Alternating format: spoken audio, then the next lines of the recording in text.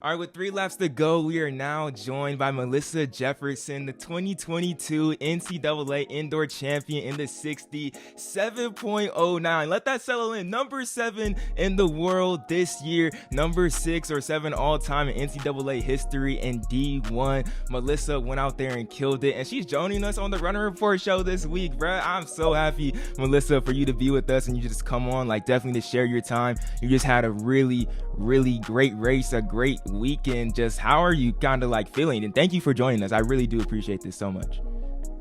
Thank you for having me first. And I really feel like it still hasn't set in yet. Like I'm still just living in the moment, I guess. I was gonna say I understand, but I really don't. I don't understand what it feels like to be a national champion. That's a big deal. Like, how did it feel like just coming back to CCU over this? I think you were just saying you came in last night. How did it feel to come in? I seen on like your story you're greeted by some your friends and like some of your family with posters and everything. How was that feeling, like that little homecoming you kind of had? Oh, that meant everything to me. Just being out there. I was the only one to make it from my school, but I told my team before I left, like I really appreciated how much they support me and things. And, just because even though it's only me that qualified, that it was for all of us, and that not just for my teammates, but it was for everyone here back home too. Yeah, I really feel like too, when you definitely have like that one athlete go, like no matter what, everybody at home, like they're part of your story. Like this part and like this chapter that you wrote with this incredible win, like they're part of your story. And plus, going off of that, like the only person from your team, this is the first person from Coastal Carolina to go to NCAA indoors since 2013. What did that kind of mean for you, being that Coastal Carolina is not the regular school, it's more like a mid-major in a sense? For me, it's just a testament to how hard we work, or how hard I work as an athlete, and then how hard our coaches push us each and every day in practice to be a better person, and not to look at the odds that are against you all the time. Just taking advantage of being out there and being able to get out there and get after every day. It means a lot. Yeah, I really I feel that, and that the odds were, well, people coming in, the odds were definitely looking like they were stacked against you, at least not to be the national champion. But in the prelim, like you showed out. 7.10, you PR'd by about 12 milliseconds on that, 12 tenths of a second. Just what was going into that first prelim was the mission, I'm gonna try and run 7.710 or under? Was that the mission going into it, and did you see that coming to fruition even before you went into the race? Honestly, no. If I'm being honest, I kind of shorted myself. I thought that I'd run at least, or finish out the week running 7:16. But my mindset going into the prelims, I made it to outdoor nationals last year, and I remember everybody being so proud of me, which I was really grateful for, because coming from like you said, a mid-major, you don't really get a lot of attention, or a lot of people don't really see what you're doing and the progress that you're making. And so when I went to outdoor nationals, my goal was to make it to finals day, and I didn't. And after I ran the 100 and the 200, I literally sat down and I shed my emotions, I let it out, and I was upset with myself, because I felt like, not that I was a failure or anything, but it's just like I didn't complete the goal that I came here to do. And so making it to indoor nationals, of course, we all know this is like one of the hardest meets to make it to in NCAA and well, really in the world. And so for me, I just kept telling myself, like this wasn't going to be a replay of how I felt after outdoor nationals. I know what it felt like, and I don't ever want to feel like that again. So me coming in, I just basically focused on, what I knew that I needed to do. And I knew I had to get out, like my life depended on it, if I wanted a chance at making it to the finals. So that's really how it started out. I feel that. And to bring that down to like my level, I remember when I was running like junior Olympics and everything like that, I was all like, bro, in the first day of this meet, like it don't really matter if I just want to get to the final, like I'm Yeah. just going to PR right here. Like, who cares? Like, I can come back and double back and run a good performance the next day. And like, that's exactly what you did too, even better on what you did on that 7.09 going into Mhm. that race. And we have people like, and just like you weren't the only person that had a really good performance in that prelim Right. too. Like, there Right. was a lot of pressure and just a lot of competition going into it. After you ran that prelim race, were you thinking like, I have a potential, I can win this race? And was that really like your mentality going into the final that day? Well, so once I got out and I saw that I was like in front, I was like, oh shoot, like I can really do this. And so, at that point you're like, you don't panic, you stick to the plan because, the last thing I need to do is panic. And that's when things start going wrong. Because not to mention I had the former collegiate record holder in lane one, and then I had Abby Steiner right next to me. And they are both Yeah. really good at what they do. And big props to them, because being at this meet, it's the best of the best. And I was just thrilled and excited and happy that I finally got a chance to, show that, I can roll with the big dogs too. Hey, I like that. I like that. And then going off of that too, though, like last year, I believe was your PR on the 60 last year was like 7.4, if I'm 741.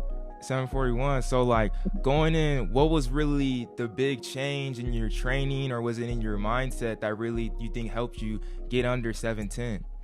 Yeah. So I pride myself in this. I've always been, or I am, a very humble person. I don't take nothing for granted. I give God his glory because without him, I wouldn't be here. And so I've never been the one to gloat about how I do things and whatnot. Hmm. And so last year at Sunbelt Conference Championships, I went into the conference meet with the top seeded time in the 60. And so we made it through prelims. Of course, I came out with the top time. And then we got to the finals and I lost. And that was the first time in my life I felt like it was like I never said, like I said, I'm not no gloater or no, Yeah. prideful person, but in my mind, I was not supposed to lose that race. And because I got beside myself and because I panicked, the girl next to me, she got out on me and I didn't recover very well. And so I ended up losing the race. And that right there set a fire in me like, okay, well, this won't happen again. So after that meet right there indoor, I worked hard. I went back to Coastal Carolina and I was training hard every single day, every single day, every single day. I was doing workouts and my coach was like, he saw me tap into another level like he's never seen me before. And not saying that I haven't been, Yeah. working hard, but it was just like I had a different hunger about me. And so going into outdoor, it was just about redeeming myself on the conference level from how I shorted myself at conference or indoor conference. And so once we got to outdoor conference, and the time started coming in, I broke my school record in the one, and it was like, everything was going good.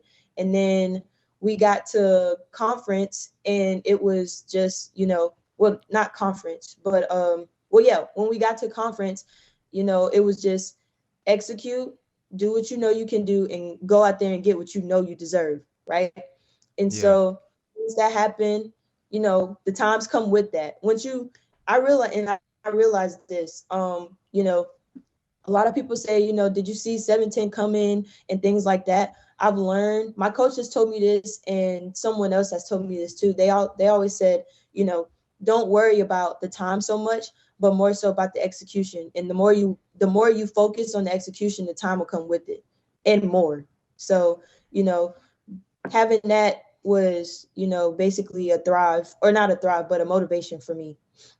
I like that. I like that. You dropping bars for a lot of people out there, and I really like how you brought back to last year too. And because I really feel like in track and field, like sooner, even though we stay humble and we try and do the best that we can, but we all fall short at the end of the day sometimes. Like track and field will humble you. At one point, it will humble you at some point, and then it's just about how you're going to respond to that. And you responded well, most definitely.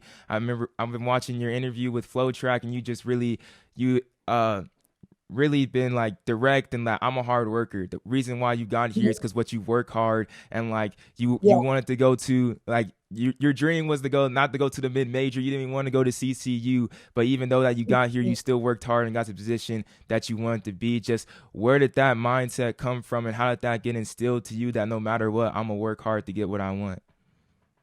My parents, they've always raised me to be a very humble person, and like I said before, to give God his praise.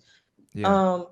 And so me coming from a spiritual faith-based family, the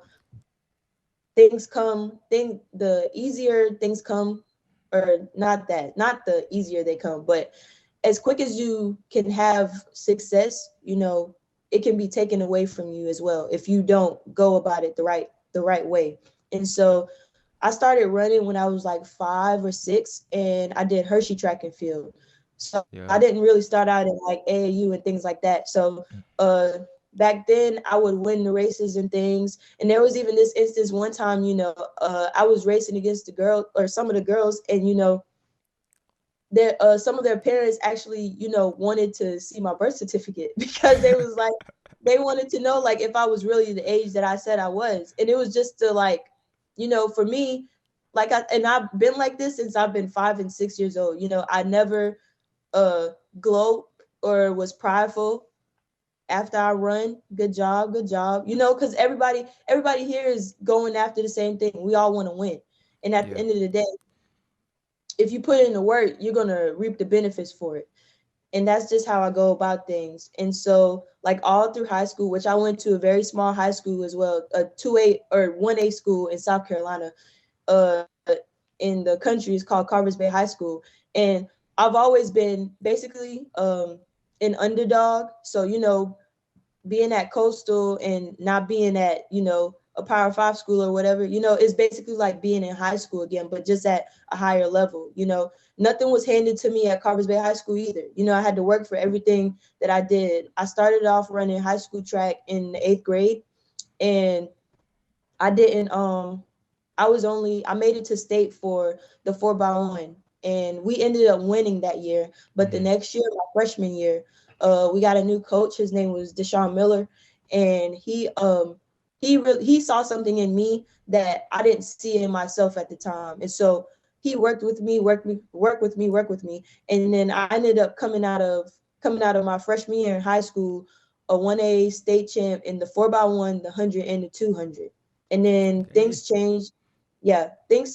And so I ended up getting another coach, Coach Tucker, which I never, oh, by the way, I never had the same coach in high school for more than 1 year. I've had a different coach in high school every single year I've been in high school. So I feel like that right there was, kind of like not a setback, but something that I never had stability in high school. So my times would be good for the level that I was at, but there was always more that could be tapped into. It's just that, I never had the stability for it. And being at a small school, I played basketball up until I was in the 11th grade. And so at smaller schools, you want kids to come out and run for you, but you have to wait Mm-hmm. until they're finished with basketball, And so it's just like you never get that opportunity to get in actual track and field shape, and so coming out of that, I decided not to play basketball my senior year. And I really was trying to get into doing some indoor meets because I knew I wanted to go to college and run, but I didn't get the chance to do that. So I started working hard, and I was just basically, staying in my lane and doing as much as I could do to put myself in a predicament to where, someone would reach out to me and just give me a chance. And it's so crazy. Like I mentioned in the interview with Flow Track, my first thoughts, I never wanted to go to Coastal because it was so close to home. It's 45 minutes down the road. And Yeah. so it's so crazy how life comes full circle, and you never say never, because had I never went to Coastal, I would probably never be an NCAA 60-meter champion, And so it's just like, which is so crazy because Coach Goodman, he didn't even recruit me. We came in the same year. So the coach who was at Coastal Carolina, Coach Dion, she passed away, and she was the one who was actually, recruiting me and things of that nature. And so she passed away, and then the jumps coach, kind of took over and was trying to, finish what she started. And I came on a visit and I just had a feeling, like it just felt right. And that I was supposed to be here. And now today, it makes more sense of why I was supposed to be here. Man, it really just seems like a long time coming for you, Yeah. Melissa, and it seems like you were built for this too. Coming from me being, I also started running track when I was 5 years old. I was doing USATF though when I started, but it really seems like you were built for this, and your parents definitely instilled it for you, like to make this happen. But also speaking of Coach Goodman, I want to go into that because we seen some videos just over social media over the past weekend where like y'all were hype after the prelim, Yeah. y'all were hype after the final, y'all were hype, and like I love that energy. You know what I mean? That type of like Yeah. dog mentality that like we don't like. You're gonna show your emotion no matter what. Like you're not gonna hold back. Like Right. this is that real moment. Just kind of describe that relationship that you have with Coach Goodman. Like I said, I met him coming up to the coach's office to talk with one of the other coaches, and he peeped his head around the corner, and I'm like, "Who are you? Like, what are you doing here? I didn't know you were part of this deal, Yeah. And so it was like I introduced myself, and of course he said, "Have you been working out over the summer?" Of course, I wasn't working out over the summer, and so we came in the first day of practice, and he killed us with a circuit, and I was like, "Wow, do I really want to do this?" Yeah. And so it was one of those things where I got humbled. I did, because it was, going into college, you should come in some type of shape, but I was too busy worried about making money, making sure that I had money while I was in college versus, looking at the bigger picture at the time. So every day, I think for the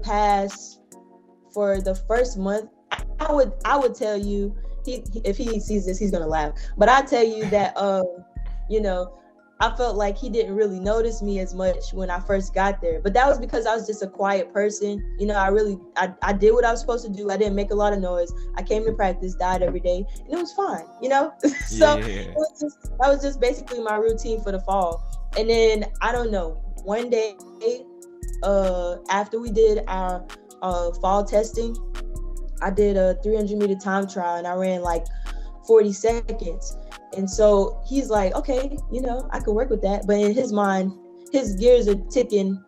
He's trying to make me into a 400-meter runner, right? And I'm like, no. We're not doing that. Too far. And so, yeah. And so, but during all of that time, like, even though I was more so quiet and to myself, like I would always make an effort to go by his office every single day and ask him, like, what should I work on and things like that. Like, it's been plenty days since I got to Coastal that I have had, like, one-on-one practices basically. So like, I always set my class schedule up to where, if I needed to be at practice at a different time to get what I needed to get in on the track to make sure, I'm setting myself up for success, then I do that. And so like I have a actual album that starts with my teal journey, or I call it my teal journey, and it's literally from day one up until this very moment right here. And the amount of progress that we've made together is like, it's crazy. But back to, our relationship and things, I think that really, like, defined something, or not defined it, but it made him notice, like, this girl really wants to be an elite athlete, and he has the time on his hand to do it. So, why not help her get better, right?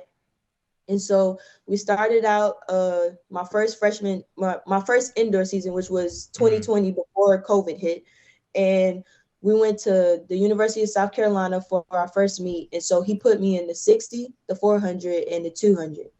So the deal was, and this is the thing, we always do this thing where we have deals, right? Yeah. So we the deal was, if I ran a decent time in the 60, then I wouldn't have to run the 400, right? So it's like, all right, bet. So it's the first race of the day. I'm the first heat of the day. And I go out there. The lady says set. The gun says, right? So I don't hear it, but everybody else starts running. So I'm sitting here like, oh, girl, you better get up and run, right? Yeah. So I'm sitting there, I'm like running down the track at this point, just getting up and running. I'm like, oh man, I'm about to get an earful, right? So he get to the end, he's like, what happened? And I was like, I didn't hear the gun. And then the second he went off and it was like, pow, and he was like, oh my gosh, like, are you kidding me? Why didn't they call that back? And so I ended up running the 400 because I ran 8:08 in the 60. Like, that wasn't even a for real time, but it was just sad. You know? So I didn't have no choice at that time but to run the 400, which I ended up going out there and running 58.1. You know, I was dead because that was my first time ever running the 400. And that was my first time running indoors. And so it was like, you know, at that point, it might be a long season. But the next meet, we ended up going to Liberty, and I ended up going out there and I ran 7:55. And that right there is what really, you know, that day right there, I saved my life from becoming a 400-meter runner. Hey. That right there is the reason why I'll forever have loyalty to Liberty University indoor track, because they're the reason why I have this. They're part of the reason why I have this trophy here today. Hey, shout out Liberty. Shout out Liberty. Yes. But yeah, and it just grew from there. You know, it's a thing of getting better. What do we need to work on now? Because it started off with just little things, fixing my mechanics. I was a butt kicker. So we went from butt kicking to high knees and getting the front side mechanics and things. And now it's working on your arms. And then we went from that to, you know, getting out the block correctly, making sure you getting the most out of your first two steps and all of that thing, and all of those things. So that's. Oh, go ahead. Oh, now I was just gonna say, so like, you know, that emotion that you see out there, you know, it's real, it's sincere, and it's legit. Like I said, I told one of the I told this guy Gabe, he's the sports anchor for one of the local news people down here, and I told him, you know, like, Coach G's family, because, you know, he's done things and made certain strides to, you know, make sure that we could get to this point today, and I'll forever be grateful for that. Man, I like that. I want to be on this team. I may have to transfer, like, low key. Run away. Costal Carolina is definitely coming up. And before we get you out of here too, I want to talk about one other thing that I seen when I was researching you, Melissa, and just the thing that you were able to do with your dad, I believe, like 3 years ago, the bone marrow transplant that happened, just kind of.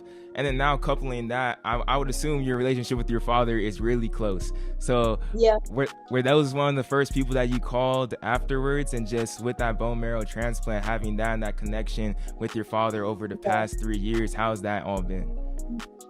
It's been very good. You know, I told him, though, I said, you should know that I love you, because I had to get they had to take like 12 tubes of blood out of me. And then the way they did the transplant, you know, they did it as if it was a blood transfusion. So I literally sat in the bed, and then they had one IV in this arm and then one in this arm. The one in this arm went up, you know, and then it went into this little bag it went into this machine where they separate the blood from the plasma, and then my stem cells go up into this little bag. I actually have a picture of it. And the other two, well, after it separates it, and then the blood goes back into my body through the other IV. But yeah, I told him, you know, like, I said, you better know that I love you, because I hate needles. But honestly, I've always been a daddy's girl growing up. And, you know, most daddy's girls, they get to that point in their life where, you know, they lean closer towards their mom. But that's just with life in general. But, you know, me and my dad are close. You know, I was talking to him earlier today. He was saying, you know, how he's so proud of me and things like that. And you know, it's just great. I'm just grateful that I was able to play a part in him still being here today. And I think that that's something that I'll forever cherish more than anything else in this world. That's a great story, and I can't wait till your story gets told more and more and more. Melissa, you're a great interview, and I think more interviews are going to be coming in your future. Real quick before we get you out of here, like, what are your goals going into this outdoor season? I know we got NCAAs. We probably got some big meets that Sun Belt like conference coming up, and big meets along the way. Then we even got we got worlds in Eugene. Like I'm just like that's definitely on the that definitely has to be on the outlook. But what are some of your goals and what are you looking forward to this outdoor season? So basically the way I set up my goals, I do easy, medium, and hard goals, and my easy goals are basically set off of what I ended the year in the previous year. So and then my medium goals are things that I know that I can hit. I just have to lock in and do it. And then my hard goals are, me pushing myself past that limit, And of course, one of the goals this year, is to make it to NCAAs again, but make the finals and hopefully come out with the win, but not just in the 100, in the 200 as well. And I'm not the only dog on my team. We got a lot of dogs down here at Costal Carolina, so hopefully I'll be there for the 4x1 too. Yeah, I like it. I'm happy for you, Melissa. I'm excited for your future. And Running Report over here, we fans. We definitely fans. My brother Aaron, he on the show with us today too. We definitely fans, and we're gonna be rooting for you going forward. Appreciate you coming on. It's been a pleasure. Thank you.